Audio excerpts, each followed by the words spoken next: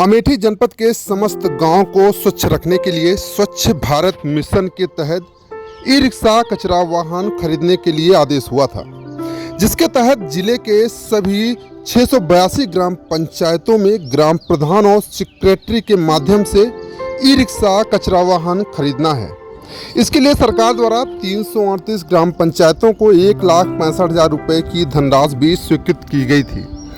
साथ में शासन द्वारा कुछ मानक भी रखे गए हैं, उन्हें उन मानकों के अनुरूप ई रिक्शा कचरा वाहन की खरीदी की जानी थी। इसी मध्य जानकारी प्राप्त हुई कि ग्राम पंचायत में शासन द्वारा जारी मानकों को ताक पर रखकर ई रिक्शा की खरीदारी की जा रही है। इसी के साथ भी यह भी पता चला कि अमेठी जिले में ही सनशाइन टेक्नोलॉजी नाम की एक फर्म है जो ई रिक्शा को अवैध रूप से असेंबल करती है। ऐसे में अधोमानक ई रिक्शा को असेंबल कर अलग अलग ग्राम पंचायत में बेचा और भेजा जा रहा है।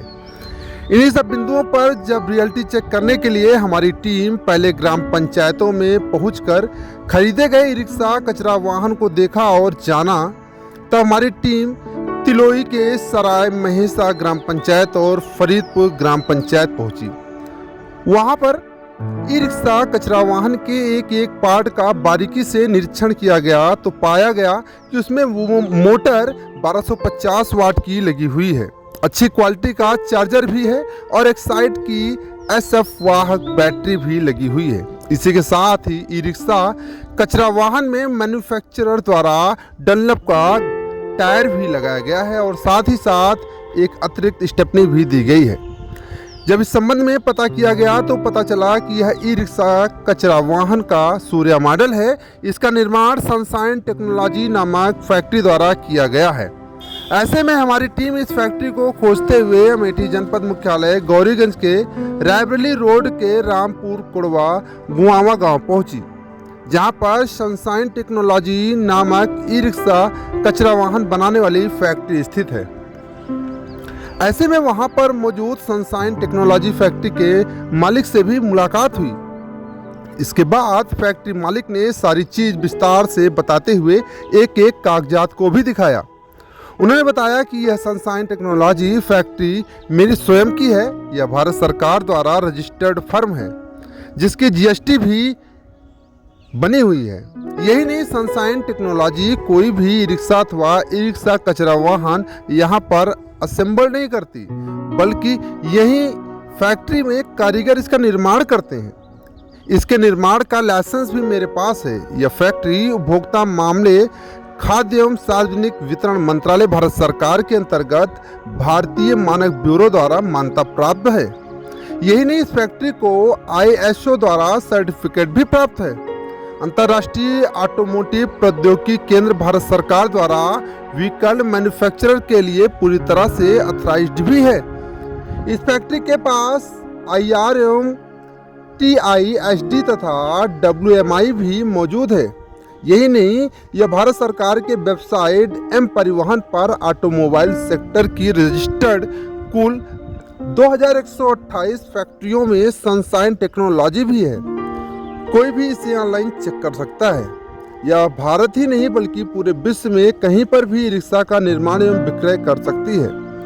सनशाइन टेक्नोलॉजी फैक्ट्री के मालिक ने फैक्ट्री में बनने वाली ई रिक्शा के चेचिस और बॉडी के साथ साथ उसमें लगाए जाने वाले मोटर, चार्जर, टायर इत्यादि को दिखाते हुए पूरी जानकारी भी दिया।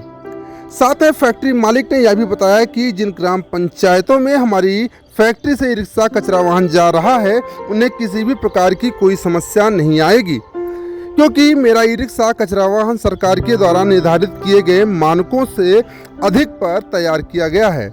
इसकी जांच कोई भी अधिकारी कर सकता है। इसके लिए मैं पूरी तरह से तैयार हूं और मेरा दावा है कि मेरा ई रिक्शा कचरा वाहन कहीं फेल नहीं होगा।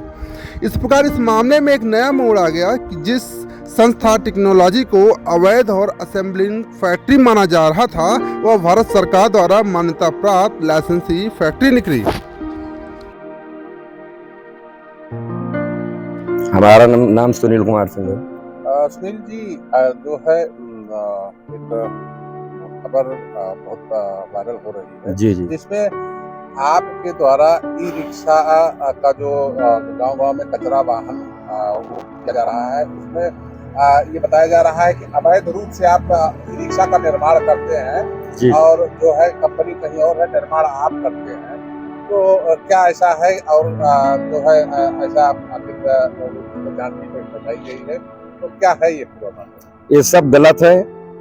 इसमें हमारे पास भारत सरकार द्वारा दिया गया लाइसेंस है और ISO प्रमाणित हमारी कंपनी है और इंटरनेशनल स्तर पे हम काम कर सकते हैं। ये हमारे पास सारे लाइसेंस है। DPRO साहब जांच कर रहे हैं और कोई भी गाड़ी हमारी मानक विहीन नहीं है, सारी गाड़ियां मानक में हैं।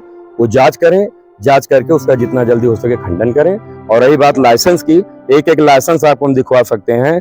हर एक लाइसेंस से आपको मैन्युफैक्चरर मिलेंगे, ये देखिए, और WMI कोड USA से है हमारा। और जो लाइसेंस है इसमें आप पढ़ लीजिए, लिखा है अंतरराष्ट्रीय ऑटोमोबाइल प्रौद्योगिकी केंद्र इंटरनेशनल। हम भारत के बाहर भी काम कर सकते हैं, ये आप देख लीजिए। और हमारी सप्लाई जो है पूरे उत्तर प्रदेश में, बिहार में है, झारखंड है, मध्य प्रदेश है, हर जिले में है।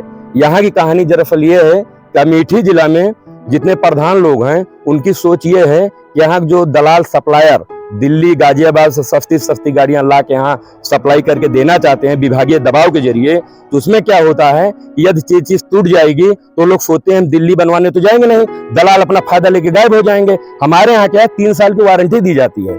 प्रधानों को विश्वास है कि यह सनशाइन टेक्नोलॉजी पे हम चीज गाड़ी पूरी कुछ लेंगे तो टूटेगी तो आधी रात को जाएंगे तो वहां पे मिस्त्री है बन जाएगी। इसलिए उन लोगों को बुरा लगा, उनकी सप्लाई खत्म हो गई, हमारी सप्लाई से उनको जलन हुई, इसलिए वो गलत अफवाह फैलाई। अगर आप कोई भी डॉक्यूमेंट चाहते हैं तो हमारे पास भारत सरकार द्वारा दिया गया लाइसेंस है, इंटरनेशनल स्तर पर काम कर सकते हैं, पूरे इंडिया में हमारी सप्लाई है। और जो कुछ आप चाहते हैं एक एक डॉक्यूमेंट्स आपको सारे माननीय अधिकारी को भी हम दे सकते हैं। और जितना आरोप लगा हमारे ऊपर सब कुछ गलत है। अमेठी जनपद में आपको बनाने का लाइसेंस आपके पास उपलब्ध है? सर अमेठी जिले में नहीं, पूरे भारत सरकार हमें दिया लाइसेंस, पूरे इंडिया में सप्लाई कर सकते हैं। और हमारे GST नंबर सनशाइन टेक्नोलॉजी है, हर GST नंबर है पूरा। ये मैंने देख लीजिए, आप लिखा सनशाइन टेक्नोलॉजी रामपुर कुड़वा गुआंव गौरीगंज अमेठी और अंतरराष्ट्रीय ऑटोमोबाइल, मतलब हम इंटरनेशनल काम कर सकते हैं सर। नेपाल तक हम माल सप्लाई कर सकते हैं, दूसरे देश में भी कोई भी अधिकारी जांच कर सकते हैं। लगता है कि जो आरोप लगाए गए हैं ये कैसे सारे आरोप इसीलिए लगे हैं कि अच्छी गुणवत्ता के सामान ये दलाल सप्लाई नहीं दे पा रहे हैं। ये लोग गाजियाबाद से वहां सस्ती सस्ती गाड़ियां लाते हैं जो यहाँ के माननीय प्रधानों को नहीं पसंद है। वो लोग चाहते हैं कि सप्लायर गाड़ी दे देगा, विभाग के दबाव से वो लोग गाड़ी उठवाना चाहते हैं। मान लीजिए कल को उनकी चेचिस टूट गई, गाड़ी खराब हो गई, कुछ हो गई, तो सर आप बताइए क्या दिल्ली से मिस्त्री आएगा बनाने?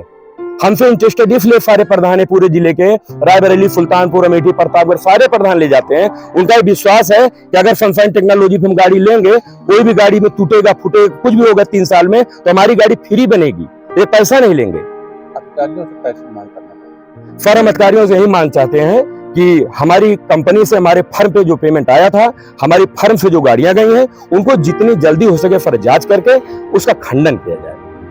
क्योंकि सर हमारा व्यवसाय रुक चुका है, उसका खंडन करें, जो कुछ है उसको हमें बताएं। अगर कहीं गलत हो तो उसको भी हमें बताएं, थोड़ी बारी अगर कहीं कोई कमी होगी तो सुधार करवाएं। मानक इसमें 2 तरह के ई रिक्शा क्रय किए जा सकते हैं।